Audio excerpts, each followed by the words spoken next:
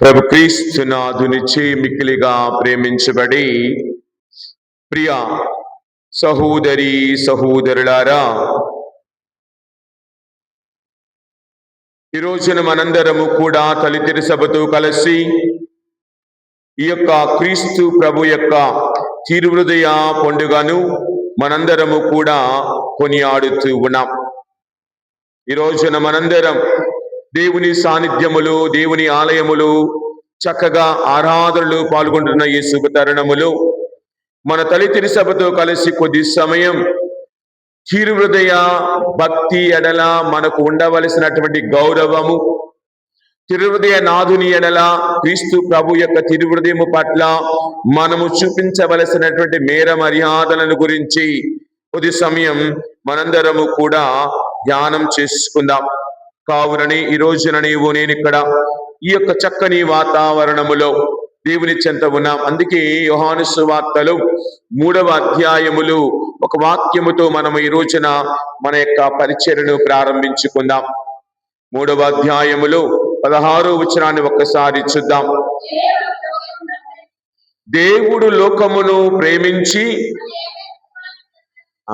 దేవుడు లోకమును ఎంతగానో ప్రేమించి తన ఏకైక కుమారుని ఈ లోకమునకు ప్రసాదించెను. ఆయన విశ్వసించు ప్రతివాడును నాశనము చెందక ఆ నిత్య జీవము పొందుటకు ఆయన అట్లు చేసెను. తర్వాత 17వ వచనం, దేవుడు తన కుమారుని ఈ లోకానికి పంపినది రక్షించుటకే గాని దానిని ఖండించుటకు పంపలేదు.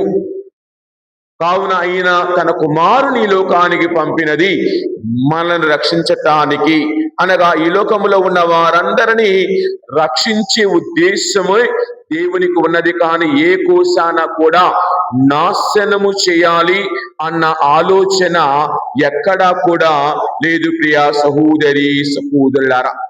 కావునని మనందరము కూడా గమనించినప్పుడు దేవుని యొక్క ఈ యొక్క పండుగ ఉద్దేశాన్ని చూస్తూ ఉండగా, మరి ఈ యొక్క పండుగను మొట్టమొదటిసారిగా 13వ శతాబ్దములో పునీత మెటలిక్ మరియు లేక పునీత గట్రూడ్ లేక పునీత బెర్నార్డ్ల ద్వారా ప్రారంభమైనదని, అప్పటి నుండి తిరుహృదయ భక్తి వ్యక్తిగత భక్తిగానే ఉన్న 17వ శతాబ్దము వరకు కొనసాగింది.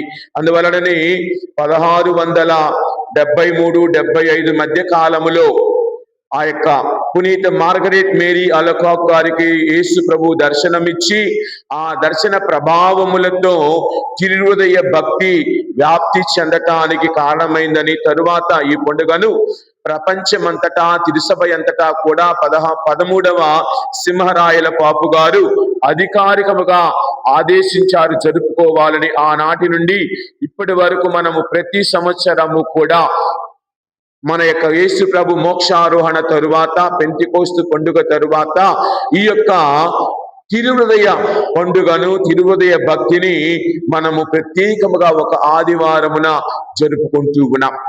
కావున ఈ రోజున మనము విన్నటువంటి లక్షణాలను బట్టి, విన్నటువంటి వాక్యములను బట్టి మొదటి పట్టణంలోనికి వెళ్ళినప్పుడు ద్వితీయోపదేశకాండము మనము గమనిస్తే 7వ అధ్యాయములో వాక్యాలను మనము చూచినట్లయితే 7వ అధ్యాయములో 6వ వచనం నుండి మనము విన్నాం. మనము ఆ యొక్క వాక్యాలను ఒక్కసారి చూచినట్లయితే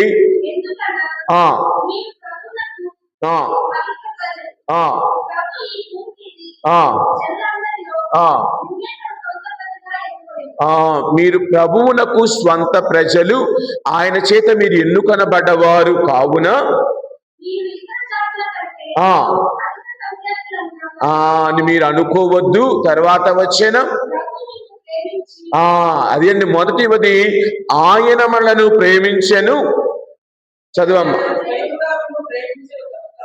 ప్రభువే మిమ్ము ప్రేమించెను కనుక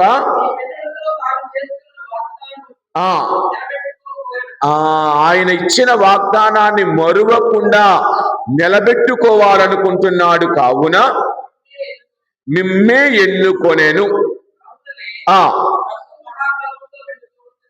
తోడ్కొని వచ్చెను. విడిపించెను.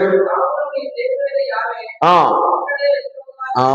ఒక్కడే నిక్కముగా దేవుడని తెలుసుకొనుడు. మొదటిది నమ్మదగిన వాడు. అదండి, నమ్మదగిన దేవుడు. ఆయనను ప్రేమించి ఆయన ఆజ్ఞలను పాటించు వారిని 1000 తరముల దాకా దీవించును. వడంబడికను నిలబెట్టుకొనును. 11వ వచనం దగ్గరికి వెళదాం. చివరిగా ఆజ్ఞలను, విధులను, చట్టములను తూచా తప్పకుండా పాటించండి అన్న మాటను చూస్తూ ఉన్నాం. ఎందుకు? ఆయన చేతి ఎందుకు కనబడ్డాం? జ్ఞానస్థానం ద్వారా దేవుని బిడ్డలుగా మారబడిన మనందరి ఎడల అతనికి ప్రేమ ఉన్నది. అంటే దాని జ్ఞానస్థానం లేని వారి మీద ప్రేమ లేదని కాదు. దేవుడు ప్రపంచమని ప్రతి ఒక్కరిని ప్రేమిస్తూ ఉన్నారు. మరి ముఖ్యముగా తనను అనుసరించి వారి ఎడల అతని కృప, అతని దయ, అతని యొక్క దీవెన కలకాలము 1000 తరముల వరకు నిలుపుకుంటానన్న వాగ్దానములను బట్టి దేవుడు నిన్ను నన్ను దీవిస్తూ ఉన్నాడు ఈ రోజున. కావుననే ప్రియ సహోదరి సహోదరులారా, మనము గమనించినట్లయితే ఈ రోజున ఇక్కడ కూర్చున్న నీవు నేను, వాక్యమును వింటున్న నీవు నేను ఏ విధముగా తిరుహృదయం ఎడల మన యొక్క భక్తిని, అనురక్తిని పెంపొందించుకోవాలని కోరుకుంటున్నామో కొద్దిగా ధ్యానించుకున్నాం. కావుననే మనం ఒక్కసారి యోహాను సువార్త 13వ అధ్యాయములో 1వ వచనం దగ్గరికి వెళదాం. 13వ అధ్యాయము 1వ వచనం.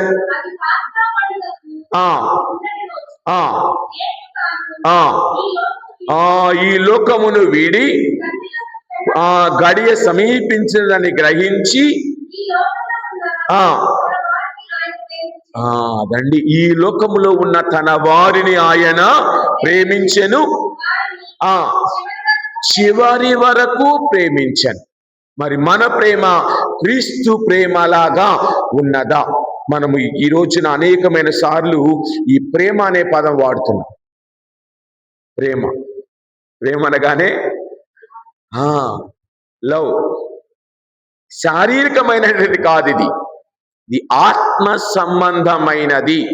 ఈ రోజుల్లో ప్రతి ఒక్కరికి ప్రేమే. 6వ తరగతి చదివేవాడికి ప్రేమే, ముసలోడికి ప్రేమే. అది ఏ ప్రేమ అన్నది మనము ఆలోచించుకోవాలి. దేవుని ప్రేమ హృదయ సంబంధమైనదే కానీ శారీరక సంబంధమైన ప్రేమ కాదు. నిన్ను నన్ను ప్రేమించేది ఆయన అవసరాని కోసం వాడుకోవటానికి కాదు, నీతో నాతో కలకాలము ఉండటానికి ఆయన ప్రేమిస్తూ ఉన్నాడు. కావుననే ఏమంటున్నది? ఈ లోకములో ఉన్న తన వారిని ఆయన ప్రేమించెను. ఎక్కడి వరకు ప్రేమించాడు? మీ భార్యను, మీ ఆయన నీవు ప్రేమిస్తావు ఎక్కడి వరకు? షాపింగ్ చేసే వరకు, లేదా వస్తువు కొనే వరకు, ఇంట్లోకి వస్తువులు కావాలంత వరకు, లేక అవసరము తీరే వరకు. తర్వాత చీపిరి కట్ట మాదిరిగా మూలన పెట్టేస్తాం. ఊడ్చేంత వరకు చీపిరి కట్ట మనకు అవసరం. ఊడ్చిన తర్వాత ఆ చీపిరి కట్ట ఎక్కడ ఉండాలో అక్కడే ఉంచుతాం. అలాగనే నేటి సమాజంలో, అందరినీ అంటం లేదమ్మా, మనం చూస్తూ ఉన్నాం నేటి సమాజంలో ఏ విధముగా స్త్రీ పురుషుల మధ్య బాంధవ్యాలు మారుతూ ఉన్నాయి. ప్రేమ యొక్క మార్పులు చేర్పులు జరుగుతూ ఉన్నాయి నేటి సమాజంలో. ఈ యొక్క 21వ శతాబ్దం 22వ శతాబ్దములో ప్రేమ అనగానే ఇది ఒక వస్తువుగా మారిపోయింది, విలువలు లేనిదిగా మారిపోయింది. ప్రేమ అనగానే ఏమిటి? ఎంత డబ్బుతో ప్రేమ మొదలవుతుంది, కానీ నిజమైన హృదయముతో ప్రేమించేవారు లేరని నేను అనను, బహు తక్కువగా. ఎందుకంటే అదే అంటారు కదా పెద్దలు, ఈ లోకంలో ఇంకా న్యాయం లేకపోతే ఎప్పుడో లోకం పోయేదండి. ఇంకా మంచివాళ్ళు ఉన్నబట్టే ఈ లోకం ఇలా కొద్దిగా అయినా నడుస్తుంది. ధర్మము 4 పాదాల మీద నడిచేది ఒకప్పుడు, ఇప్పుడు ధర్మం 1 పాదం మీద కూడా నడవటం లేదు. కారణం మనము జీవించే విధానం, మనం నడిచే విధానం. అందరం అంటాం తప్పు ఎవరూ చేయటంలా. మరి ఎగ్జామ్ పేపర్లు ఎలాగ లీక్ అవుతున్నాయి? తప్పు ఎవరు చేయలా, కానీ ఎగ్జామ్ పేపర్ లీక్ అవుతుంది. ఎక్కడి నుంచి? తప్పెవరూ చేయలా, కానీ అక్కడ ఆ అమ్మాయి చచ్చిపోయింది. తప్పెవరూ చేయలా. గమనించండి, తప్పు ఎవరూ చేయలా, కానీ తప్పులు జరుగుతున్నాయి. అదేమంటే ఎవరికి అందరూ నీతిమంతులే, అందరూ నీతిమంతులే, మరి తప్పు ఎక్కడ జరుగుతూ ఉన్నది అని మనం ఆలోచిస్తే ఆత్మ పరిశీలన చేసుకుని జీవించాలి. అదేమంటే వాళ్ళు చేస్తే లేదా నేను చేస్తే వచ్చిందా అన్న నానుడి బయలుదేరేది నేటి సమాజంలో. కానీ ప్రభు ఏమంటూ ఉన్నారు? ఆయనను ప్రేమించే వారిని. అందుకే ఒక్కసారి మొదటి యోహాను లేఖలో 4వ అధ్యాయం 7-8 వచనం ఒక్కసారి చూద్దాం. యేసు ప్రేమ స్వరూపుడు.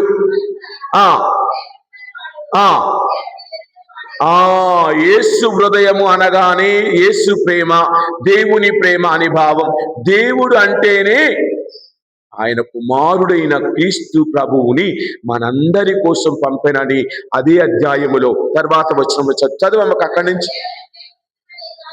మనము దేవుణ్ణి ప్రేమించితమని కాదు, అదండి, ఆయన మనలను ప్రేమించి మన పాపములకు గాను తన విమోచకునిగా తన అద్వితీయ ఏకైక కుమారుని మనందరి రక్షణార్థమై పంపెను. ప్రేమ అనగా ఇట్టిది. ప్రేమ మాటలతో కాదు. అది అంటారు కదా, మాటలు కోటలు దాటితే కాళ్ళు ఏం దాటలేదంట, గడప దాటలేదంట. దేవుడు మాటలతో వదలలా. నేను ఈ లోకాన్ని ప్రేమిస్తాను, నేను ఈ లోకాన్ని రక్షిస్తాను అని ఆది కాండములో ఆది తల్లిదండ్రులు చెప్పిన మాటను ఆయన మాటలతోని వదిలివేయకుండా తన ఏకైక కుమారుని ప్రేమను బట్టి మనందరికీ తెలుసు, తన కుమారుడి లోకానికి వచ్చాడంటే మరణించాలి.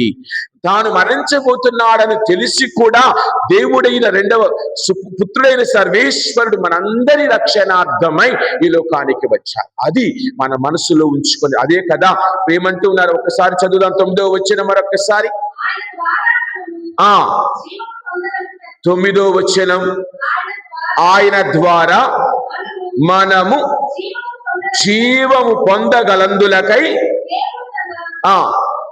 ఒకే ఒక కుమారుని ఈ లోకమునకు పంపెను, మనపై తనకు గల ప్రేమను ఇట్లు ప్రదర్శించాను. మరి మన ప్రేమను దేవుని మీద ఏ విధముగా ప్రదర్శిస్తూ ఉన్నాం, ఏ విధముగా చూపగలుగుతూ ఉన్నాం, ఏ విధముగా మన ప్రేమను చూపించగలుగుతామంటే రెండు విషయాలు. ఒకటి, సకాలములు ఆలయానికి రావటం, ఆయనను సంపూర్ణమైన ప్రేమతో మనసుతో ఆరాధించటం. అంతకంటే నీ నుండి దేవుడు కోరుకునేది ఏదీ లేదు. నీకు ఉన్న సమయములో దేవునికి ప్రథమ స్థానాన్ని ఇస్తూ ఉన్నావు. నేటి దినాన మనము అంతోని వారి పండుగను జరుపుకుంటాం. అంతోని వారికి నీకు నాకు ఏ తేడా లేదు. అంతోని వారి చేతుల్లో ఏముంది అమ్మా? చేతుల్లో బైబిల్ కూడా ఉంది. నీ చేతిలో ఉంది. ఆయన చేతిలో బైబిల్ ఉంది, నీ చేతిలో బైబిల్ ఉంది. ఆయన చేతిలో జపదండ కూడా ఉంది. అంటే ఇక్కడ లేదులేండి, ఆయన జపం చెప్పేవాడు. నీ చేతిలో జపమాల ఉంది. తేడా ఏముంది? ఆయన రోజు పూజ చేసేవాడు, నువ్వు ఆదివారం పూజకు వస్తున్నావు. ఆయన పాప సంగీతం చేసేవాడు, నువ్వు పాప సంగీతం చేస్తున్నావు. ఇంకేంటి తేడా నీకు ఆయనకి? ఆయనకి నీకు తేడా ఏముంది? ఆయన ఆ వాక్కులు ప్రభువుని రోజు చూశాడు, నువ్వు వారానికి ఒకసారి చూస్తున్న అవసరాన్ని బట్టి. ఆయన బైబిల్ గ్రంథమును రోజు పఠించేవాడట. ఆ బైబిల్ గ్రంథములో ఉన్న వాక్యమే యేసు ప్రభువుగా మారి ఆయన బైబిల్ మీద ప్రతిరోజు పాలేసి నిలబడేవాడట. నీవు ఏనాడైనా ఆదివారం దులిపిన బైబిల్ మళ్ళీ శనివారం దాకా పట్టించుకో. ఇంటిలో అయినా రోజుకు ఒకలాగా తీసి ఏదో ఒక వాక్యం చదువుదామన్న ఆలోచన ఎంతమందికి ఉన్నది? We are so busy, we have no time that we have. English వాడతాం దేనికైతే మళ్ళీ అక్కడ పెద్ద వీళ్ళందరూ మనం ఏదో ఆకాశం దిగిపడ్డట్టు. We have no time, Father. We are so busy. We have no 24 hours also is not sufficient for our day-to-day life. వాగుతుంటారు చాలా మంది. అది అవసరంలా. అదేమంటే we have given so many important affairs. మాకు చాలా పనులు ఇచ్చారు. ఆ పనులు చేయటానికే సమయం లేదు. ఇక దేవుడి ముందు ఎక్కడ కూర్చుంటాం? దేవుడి ముందు ఎక్కడ కూర్చుంటాం? డ్యూటీలండి, అదండి, ఇదండి, గుడ్డండి, కోసండి, అన్నీ అండి. ఈ 5 నిమిషాలు మనకు దయమయం లేదు దేవునితో గడపటానికి. కాలు బయట పెట్టే సమయానికి ముందు దేవుని ముందు నిలబడే సమయం నీకు లేదా? రోజులో నీ ఉద్యోగానికి కాలు బయట పెట్టబోతూ ఉన్నా, ఆ యొక్క నీ ఇంటిలో ఉన్నటువంటి దేవుని పటం, చిత్రపటం దగ్గరకు, స్వరూపం దగ్గరకు వెళ్ళి 2 నిమిషాలు ఆ కొవ్వొత్తుని అలాగ వెలిగించి అలాగ వెన్న ఆర్పేస్తాం. మళ్ళీ ఆ కొవ్వొత్తు అయిపోతే మళ్ళీ కొత్తది కొనాలి కదా. సమయము లేదు మిత్రమా. మనకి ఏది సమయం లేదు. తినటానికి మాత్రం సమయం ఉంది, ఫ్రెండ్స్ తో బాతాకాన్ని కొట్టడానికి సమయం ఉంది, రీల్స్ చూడటానికి, చెయ్యి అరగట్టుకోవటానికి సమయం ఉంది. దేవునితోనూ కుటుంబంతో మాట్లాడటానికి సమయం లేదు. భర్తతో మాట్లాడటానికి భార్యకి సమయం లేదు. పిల్లలతో మాట్లాడటానికి తల్లికి సమయం లేదు. తండ్రికి సమయం లేదు. ఎందుకంటే వీళ్ళు ఫోన్లో బిజీ. అందుకే వాళ్ళు ఎక్కడెక్కడో ప్రేమకు వెతుకుతున్నారు. అందుకే కుటుంబాలు తలకిందులు అవుతూ ఉన్నాయి. దేవునితో నీ బంధము గట్టిగా ఉంటే నీ కుటుంబ బంధము కూడా గట్టిగా ఉంటుంది. దేవునితో నీ ప్రేమ గట్టిగా ఉంటే నీ కుటుంబము కూడా దేవుడు గట్టిగా ఒకదాని మీద నిలబెడతాడు. కావున ఈరోజున నీవు నేను ప్రియ సహోదరి సహోదరులారా ఒకసారి ఆలోచిద్దాం. మొదటి యోహాను లెక్కలోని 4వ అధ్యాయములో 10వ వచనం ఒక్కసారి చూద్దాం. మనము దేవుని ప్రేమించటమని కాదు, ఆయన మనల్ని ప్రేమించి మన పాపములకు విమోచకునిగా తన కుమారుని ప్రేమ అనినా ఇది ప్రేమ. కావున ఈ ప్రేమలో నీవు నేను ఉండాలి. కూర్చున్నాం, ఇక్కడ కూర్చున్నాం, మంచిదే. గుడికొచ్చి ఈ క్షణం వరకు సెల్ ఫోన్ ముట్టుకొని వాళ్ళు ఎవరండి? గుడికొచ్చి ఇప్పటి వరకు సెల్ ఫోన్ ముట్టుకొని వాళ్ళు ఎవరు? చాలా తక్కువ. ఒకళ్ళ వెనక వాళ్ళ కూర్చుంటాం కాబట్టి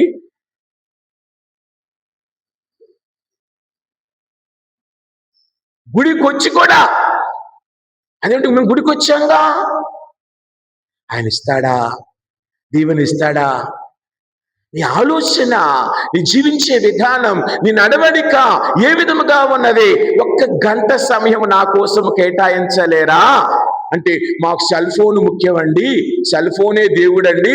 ఏదో వెనకటి రోజులు ఒక పాట ఉండేది, కొత్త దేవుడండి కొంగొత్త దేవుడని, రాజేంద్ర ప్రసాద్ పాట ఉండేది.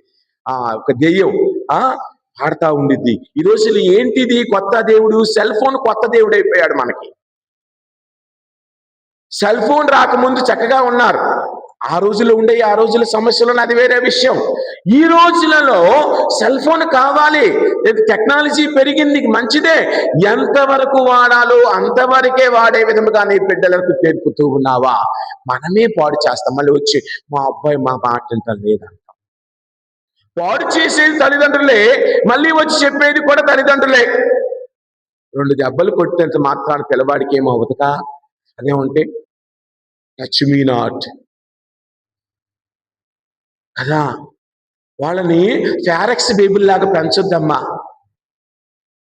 ఫారెక్స్ బేబీల్లాగా పెంచొద్దు. బిడ్డలకు కష్టం తెలియాలి. ఏదైనా ఎదురు వచ్చి కష్టం వచ్చినప్పుడు వారంతటి వాళ్ళు నిలబడగలిగే విధంగా ఉండాలి. ఏసీ గదుల్లో పెట్టి చదివించావనుకో, వాడి కష్టం అనేది తెలియదు. ఏదైనా సమస్య రాగానే మమ్మీ డాడీ అని పరిగెత్తుకొని వస్తాం. వాళ్ళకి కష్టం విలువ తెలియాలి. షాపుకి వెళ్ళి బియ్యం అంటే తెలియాలి, పాలంటే తెలియాలి.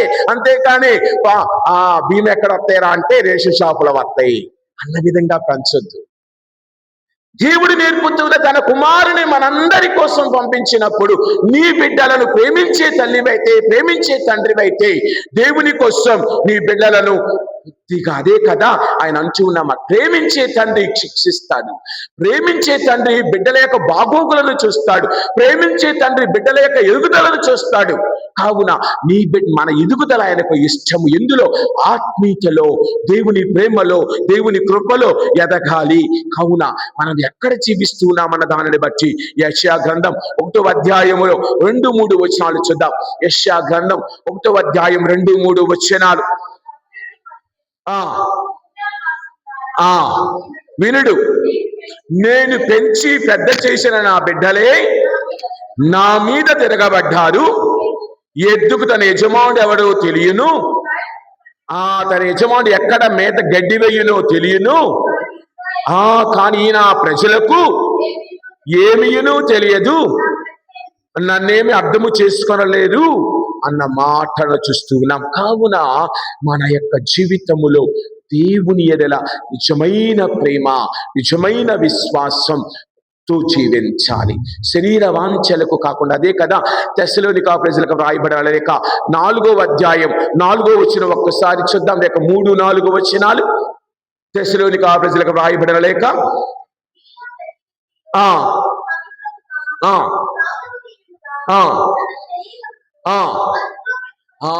మీలో ప్రతి వ్యక్తియు ఏం చేయాలట?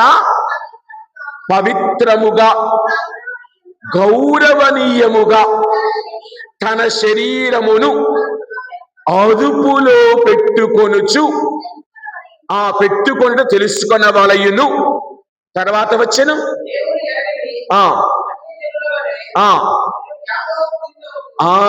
దేవుని ఎరుగని అన్య జనుల వలె మీరు వ్యామోహపూరితమైన కాంక్షతో మెలగక,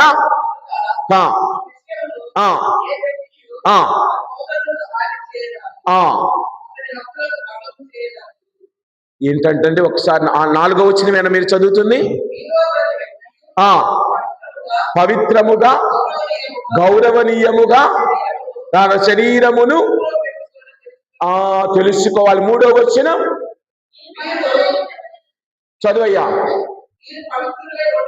మీరు పవిత్రులై ఉండవలెను, భోగవాంఛలకు దూరముగా ఉండవలెను. ఈ విషయమున దేవుడు కోరుచున్నాడు. దేవుని ప్రేమించేవాడు ఇదిగో ఈ యొక్క శరీర కోరికలకు, భోగ వాంఛలకు దూరముగా ఉండి తన శరీరమును పవిత్రముగా ఉంచుకుంటూ దేవునికి తన ప్రేమను తన శరీరము ద్వారా, తన నడక ద్వారా, తన నడవడిక ద్వారా ఇస్తాడు. కావున నీవు నేను నేర్చుకోవలసినది అదే ప్రియా సహోదరి సహోదరుల. కావుననే ఆ దేవుడు కనికరము కలవాడు. నీవు నేను వచ్చి అడగగానే, అదే కదా మొదటి కీర్తన 145వ కీర్తన 8వ వచనం ఒక్కసారి చూద్దాం. 145వ కీర్తన 8వ వచనం. ప్రభు యావే దేవుడు దయాదాక్షిణ్యములు కలవాడు. చదువమ్మా. కరుణానిధి, సులభముగా కోపపడువాడు కాదు, కృపామయుడు, ఆయన అందరికీ మేలు చేయనన్న మాటలను ఇదిగా. అందుకే దేవుని హృదయము ప్రేమ కనికరములకు నిలయము. కావున మనము కూడా ఆయన వలె జీవించాలి. ఆయన నుండి మనం ఇవన్నీ నేర్చుకోవాలి. కావుననే, ఎందుకంటే మనం యోహాను సువార్త 11వ అధ్యాయం 35-36 వచనాలను గమనించినప్పుడు ప్రభువు లాజరు సమాధి వద్దకు వెళ్ళినప్పుడు ఆయన కన్నీరు కార్చారు మనవలే. కారణం ఆయన ఆ కుటుంబాన్ని అంతగా ప్రేమించాలి. మరి నీ కుటుంబము ఎడల ఆయన ప్రేమ అలాగా ఉండాలి అంటే నీవు నేను ఆ మార్తమ్మ మరియమ్మల లాజరులాగా జీవించగలుగుతున్నామా? గమనిద్దాం ఆ వాక్యాన్ని చూద్దాం. 11వ అధ్యాయం 35-36 వచనములు. యేసు కంట తడి పెట్టెను.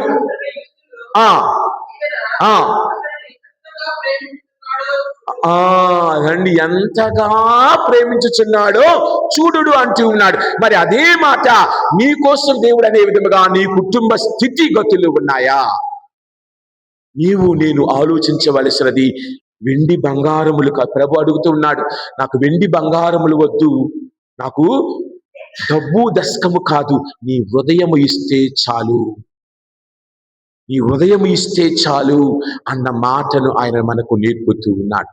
కావున ఈ రోజున నీవు నేను కావునని మనందరినీ ఆయన ఆశీర్వదిస్తాడు, మనందరినీ ఆయన దీవిస్తాడు, మనందరినీ ఆయన తన కృపలో తన దయలో మన యొక్క ప్రేమలు నడిపిస్తాడు. కావున ఆయన అలసిన వారికి ఆశ్రయమునిచ్చేవాడు. కావునని ప్రియ సహోదరి సహోదరులారా, మనము లూకా సువార్తలు 7వ అధ్యాయంలోనికి వెళితే అక్కడ యేసు ఒక పరిసయ్యుని ఇంటికి, సిమోన్ అనే పరిసయ్యుని ఇంటికి ఆహ్వానం మేరకు భోజనానికి వెళ్ళాడు.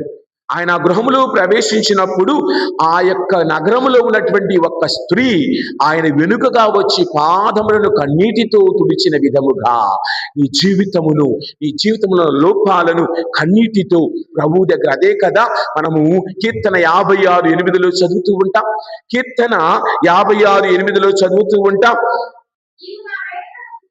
నీవు నా వేడుదల గుర్తించితివి, నా అశ్రు బిందువులను కన్నీటిని ఒక సీసాలో పోసుకొని భద్రపరచితివి, అవి నీ గ్రంథమున లిఖించితివి. నేను నీకు మొరపెట్టగా చూడండి, నేను నిన్ను ఆశ్రయించగా నాకు ఏ బాధ రాదు, ఎందుకంటే నీవు నాకు తోడుగా ఉన్నావు, నీవు నాకు నీడగా ఉన్నావు అన్న మాటలను ఇక్కడ చూస్తున్నాం. కావుననే ఆయన హృదయము క్షమించే హృదయం, ఆయన హృదయము మన్నించే హృదయం, క్షమాపణకు నిలయమైన హృదయం. కావుననే యోహాను సువార్తలో కీర్తన 34:18 ఒక్కసారి చూద్దాం. కీర్తన 34:18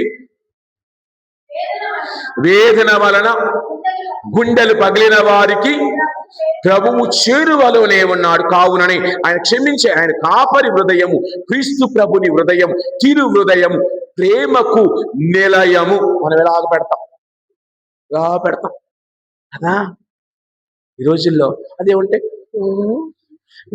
అంటాం, చేతులతో చేయటమే కానీ ఇక్కడ మాత్రం వాడంటే ఎప్పుడు పోతాడా, ఎప్పుడు కొట్టేస్తామా, ఎప్పుడు చంపేస్తావా అన్నది. ఏంటిది ఈ లోకములో ఆ హీరో చేశాడు, మనం చేయాలి, ఆ హీరోని చేసింది మనం చేయాలి. వాడు డబ్బుల కోసం ఏదో చేస్తాడు, నువ్వు చేస్తావా? ఆలోచిస్తా ఒకసారి. నిజమైన ప్రేమ యాక్షన్ కాదు, కదా. నిజమైన ప్రేమ బయటికి మాటల్లో కాదు, నీ తత్వములో, జీవించే విధానములో కనబడాలి. కావున ప్రియ సహోదరి సహోదరులారా, క్షమించే ప్రేమ మన దేవుడు, క్షమించే దేవుడు, తిరుహృదయము, క్షమించుటకు ఆవులనే ఆయన ప్రక్కన బల్లెముతో పడచ్చినప్పుడు ఆయన రక్తము నీరు వచ్చింది. కావున అందుకే పరిశుద్ధులుగా ఉండే పిలువబడ్డామని పౌలు గారు రోమీయులకు వ్రాసిన లేఖ 1వ అధ్యాయం 7వ వచనంలో తెలియజేస్తూ ఉన్నారు. రోమీయులకు వ్రాసిన లేఖ 1వ అధ్యాయం 7వ వచనంలో పౌలు గారు అంటున్న మాట ఒక్కసారి చూద్దాం.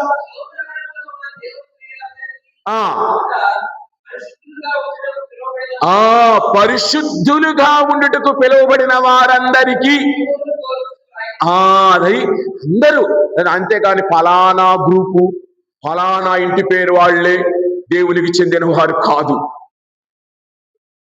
అదే ఉంటే మా ఇంటి పేరు వాళ్ళకి ఈ గుడి, మా యొక్క వాళ్ళకి ఈ గుడి, ఫలానా వాళ్ళకి కాదు.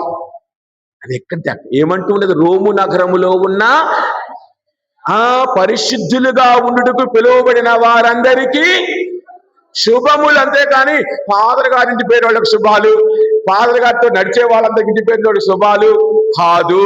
అందరికీ దేవుడి మేలు చేసేవాడు, అందరి తరపున ఉండేవాడు, అందరికీ తన మేలును, తన కృపను, తన దీవెనలు అందించుటకు పిలువబడ్డ వారము. కావున మన ప్రేమ ఇదేదో 1%, 2%, 3% కాదు, 100% కంటే ఎక్కువగా దేవుడి వలె నీవు నేను ప్రేమించగలిగినప్పుడు. అదే కదా కొలస్సీలకు వ్రాయబడిన లేఖ 3వ అధ్యాయం 13వ వచనములో, కొలస్సీలకు వ్రాయబడిన లేఖ 3వ అధ్యాయం 13వ వచనములో, ఎవడైనను మనస్తాపము కలిగి ఉన్న ఎడల అదండి ఒకరిని ఒకరు సహించుచు క్షమించుకొనవలయును. ప్రభు క్షమించినట్లే మీరును ఒకరినొకరు క్షమించవలయును అన్న మాటను చూస్తున్నాం.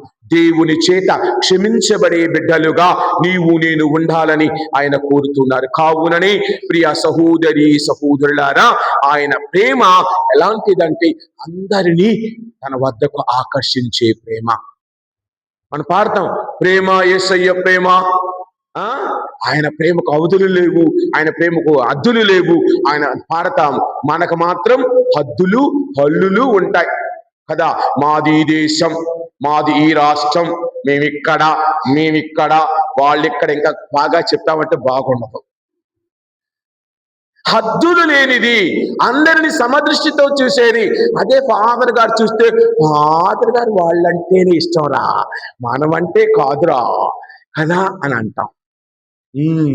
మీ అమ్మ కాదురా మా అమ్మ అన్నట్టు, ఫాదర్ గారు మనవాడు కాదురా, వాళ్ళవాడురా అని మాట్లాడతాం.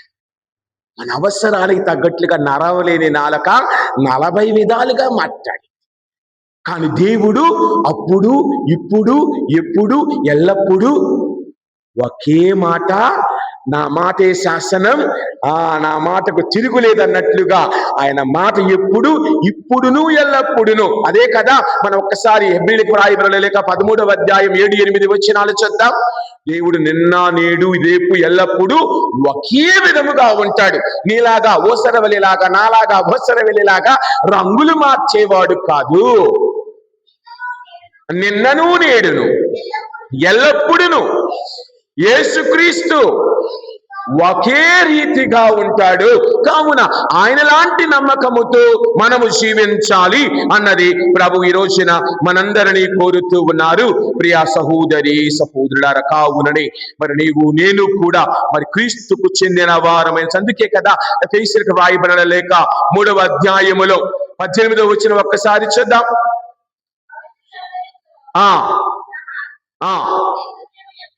ఎంత విశాలమో, ఎంత దీర్ఘమో, ఎంత ఉన్నతమో, ఎంత గాఢమో గ్రహింపగల శక్తి వారు కావలెనని దేవునికి నా యొక్క విన్నపము అన్న మాటను చూస్తూ ఉన్నాం. కావునని మనందరము కూడా సోదర ప్రేమ కలిగి, క్రీస్తు లాంటి ప్రేమ కలిగి జీవించాలి.